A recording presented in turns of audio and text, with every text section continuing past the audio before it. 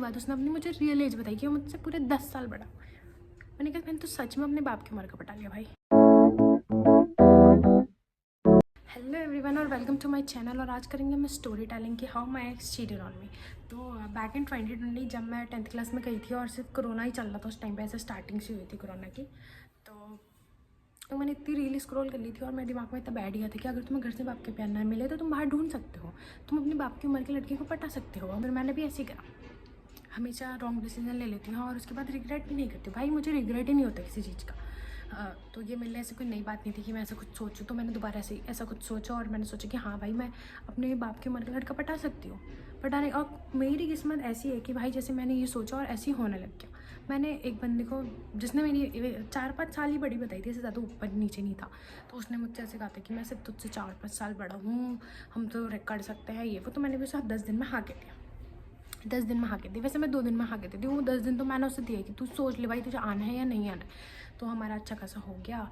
और फिर उसने एक दिन मुझे 7 बजे बुलाया शाम को कि आजा मिलने, वो करके घूम के आते हैं। तो मैं उसे कैसे बताऊँ कि मेरे घर में पार्शियलिटी नहीं होती है, हमारे में जेंडर इक्वालिटी है कि दोनों लड़का लड़की शाम को बाहर नहीं जा सकते।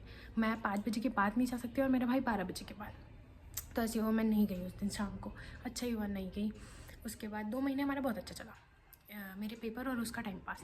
जब तक मेरे पेपर थे तब तक वो 2 गर्लफ्रेंड संभाल लेता था, क्योंकि जब उससे बात करनी होती तो वो मुझसे बोलते थे कि यार अब तुम पढ़ लो ना, अब तुम्हारा पेपर है ना ये वगैरह। और मैं सोचती भाई ये कितना केयरिंग है, ये तो ऑनेस्ट है मेरे लिए, ये तो सच में मेरे को अपनी पत्नी बनाना चाहता था, ये तो मुझे पढ़ा रहा है। इसकी सोच राजस्थानी वाली नहीं है। तो फिर मैं ऐसे 2 महीने बहुत अच्छा चल रहा था, मैं भी चूतिया बन रही थी और वो मेरा चूतिया काट रहा था। तो 2 महीने बाद उसका थोड़ा टफ हो गया क्योंकि मेरे पेपर ख़त्म हो गए थे और अब मुझे चाहिए कि मैं दिन भर पढूँ, दिन भर बात करूँ, पढ़ूँ नहीं, दिन भर बात करूँ उससे। और तब वो नहीं संभाल पा रहा था और फिर उसने मुझे अपनी रियल एज बताई। 2 महीने बाद उसने अपनी मुझे रियल एज बताई कि वो मुझसे पूरे 10 साल बड़ा। मैंने कहा मैंने तो सच में अपने बाप की उम्र का पटा लिया भाई। तो उसके बाद फिर उसने अपनी रियल एज बताई। तो मैं ऐसे सोच में पड़ गई भाई 2 महीने, शायद जैसे मैं अपना सिलेबस भूलती हूँ शायद मैं इसकी एज भी भूल गई होंगी, लेकिन मैं इतनी डम नहीं हूँ। तो उसके बाद मैंने सोचा कि यार इसका बर्थडे आ गया होगा, लेकिन बर्थडे आ गया को तो मुझसे उस एज से 5 साल बड़ा कैसे हो गया। बर्थडे में तुम 5 साल बड़े कैसे हो सकते हो। ऐसा तो मैंने सुना है कि फरवरी में जिसका बर्थडे आता है 29 फरवरी में, उसका 4 साल में एक बार आता है। लेकिन ऐसा मैंने कभी नहीं सुना कि भाई 1 महीना ऐसा होता है कि अगर तुम उस दिन बर्थडे है तो तुम 4-5 साल बड़े हो जाओगे। तो तब तक मैं ऐसे हो गई थी। अब वो मेरे को हल्के हल्के हिंट देने लग गया था कि भाई तेरा मेरा कुछ नहीं हो सकता, तू तो मुझसे बहुत छोटी है ये वो। तुझे ये 2 महीने याद नहीं रहा बहन, तुझे ये 2 महीने याद नहीं रहा कि मैं तुझसे कितनी छोटी हूँ। तुझे अब याद आ रहा है कि मैं तुझसे कितनी छोटी हूँ। तो तब भी मैंने सोचा, तब तक तो मैं पत्नी बन चुकी थी। मैंने सोच लिया था ये तुमसे शादी करेगा, ये करेगा, वो करेगा। तो मुझे ऐसा लगता था कि ये शायद मुझसे मजाक कर रहा है, मुझसे मजाक कर रहा है भाई। वो मैंने लव वो एकदम साफ ऐसे क्लियर बोल रहा और मैं सोचूँ कि भाई ये तो मेरे साथ मजाक कर रहा है। ऐसा मजाक कोई क्यों करेगा भाई। तो फिर हमारे 5 महीने में एकदम अच्छे से ब्रेकअप हो गया, एकदम अच्छे से एकदम। लेकिन हमारी बात कभी बंद ही नहीं हुई। कभी कभार तो मैं ब्लॉक कर देती कि भाई क्या कर रहा है, क्या पता इसे याद आए मेरी। और फिर वो मुझे कहीं और मैसेज करता था, मुझे क्या पता था इसे याद नहीं, इसका टाइम पास नहीं हो रहा है, क्योंकि इसकी बंदी तो अभी भी कहीं और है। क्योंकि उसकी बंदी से लॉन्ग डिस्टेंस चल रहा था। उसकी बंदी देहरादून में थी और ये यहाँ था। तो फिर 2 साल बाद हमारी लगातार बात हो रही थी।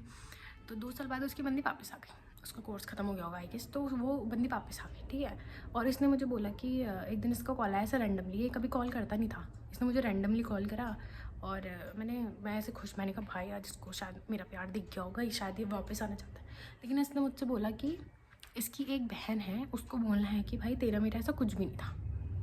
मैंने कहा बहन चो तेरी बहन कब बनी भाई, तूने इस बारे में तो मुझे कोई बताया नहीं। 2 महीने से जब हमारा 2 महीने तक हुआ था इसके घर में सब बीमार पड़े, इसने एक बार भी अपनी बहन का नाम नहीं लिया कि इसकी बहन बीमार है।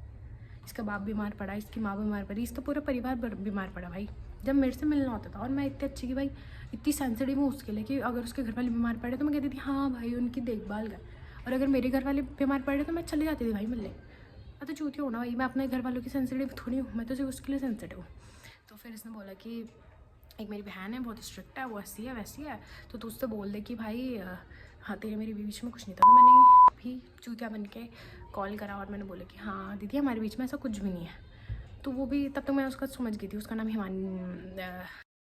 ऐसे मान लेते हैं कुछ था उसका नाम कि ठीक है हिमानी सिंह था उसका नाम।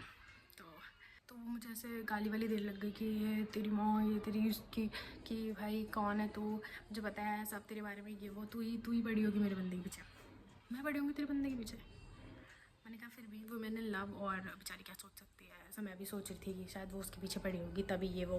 तो फिर मुझे बाद में पता चला कि इसका और उसका 10 साल का रिलेशन है।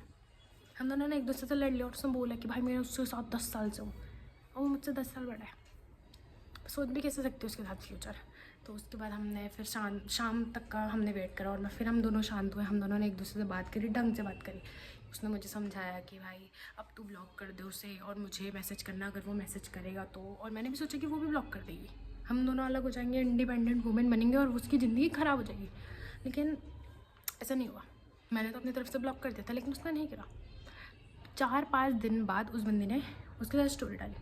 मैंने तो ये सेल्फ रिस्पेक्ट नहीं है, तू हाइट तो कर ली थी भाई। मुझे कितना बुरा लग रहा था कि भाई मैं तो झूठी हूँ, मैंने ब्लॉक कर दिया। मैं ब्लॉक नहीं करती, मैं भी बात कर लेती भाई, वो फिर दो घुमा लेते लेकिन चलता, मुझे वो चलता।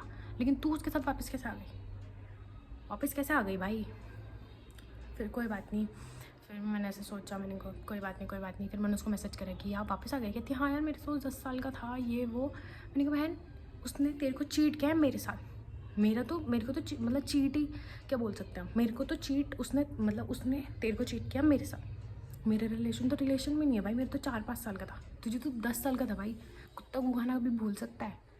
लेकिन उसने उसको आगे रखा और मैं अपनी सेल्फ रिस्पेक्ट को आगे रखा। मैंने उसे समझाया, कुछ भी नहीं, मैंने कुछ नहीं समझाया। मैंने उससे बोला कि भाई ठीक है भाई अच्छी बात है ये वो, मैंने बहुत ऐसे कहा। अब फिर इन दोनों को ब्लॉक कर दिया और अब मैं सुनाई दे रहा है कि उन दोनों की शादी होने वाली है। कोई बात नहीं ब्रो। तो भाई तुमको भी मैं ऐसे एडवाइस देती हूँ कि ऐसे रील्स में देख के कोई ऐसे वो मत मारा करो, मतलब कोई डिसीज़न मत लिया करो रील्स वगैरह देख के, क्योंकि ऐसे ही होता है। मैंने भी सब ऐसे रील्स वगैरह में देख के ही करा था। और तुम किसी छोटे इमेच्योर लड़के के साथ आ जाओ, लेकिन इतने बड़े लड़के के साथ मत आओ, क्योंकि ये सारे एक्सपीरियंस होते हैं, इनको पता होता है कि कैसे चलाना है क्या करना है। तो ये तुम्हारा अच्छा खासा चूतिया काट सकते हैं। लेकिन जो इमेच्योर नए आए हैं वो थोड़े हल्के होते हैं, तुम्हें पता चल सकता है। मैं तो 2 साल से चूतिया काटा, मुझे पता ही नहीं चल रहा है, मुझे पता ही नहीं चला कि मेरा चूतिया बिगड़ गया। उसके बाद बस ऐसी मेरी लाइफ स्टोरी के बारे में जानने के लिए मुझे लाइक एंड सब्सक्राइब करें। Thank you.